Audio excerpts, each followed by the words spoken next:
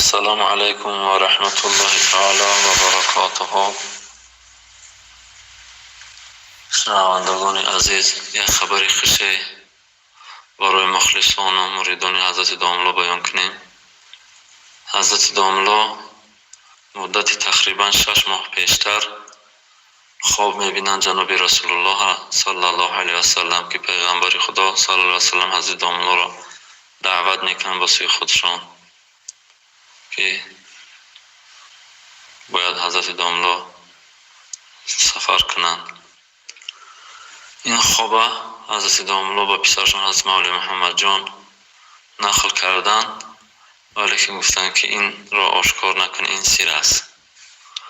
قاعده سر همین است که تا حالی که اون آدمی که به تاثیر مانده است، اون تا حالی که اون در حال حیات است باید که آشکار کرده نشود.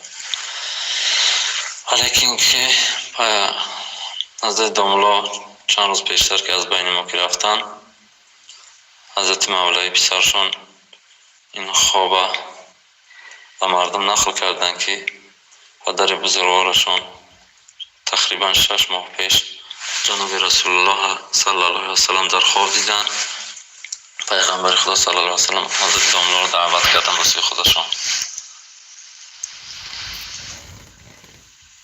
بعد باز روزی گذشته بابای شیخ احرام دین حضرت داملو را در خواب می‌بینند که در پهلوی جناب رسول الله صلی الله علیه و سلم نشستند، جمع اصحاب کرام و حضرت داملو زیارت میکنند. پروردگار روی حضرت داملو را از ما مخلصان و مریدان شاگردان شاد بگرداند. همنشینی جناب رسول الله صلی الله علیه و سلم خراشان بده پروردگار. آمین. به حق لا اله الا الله محمد رسول الله.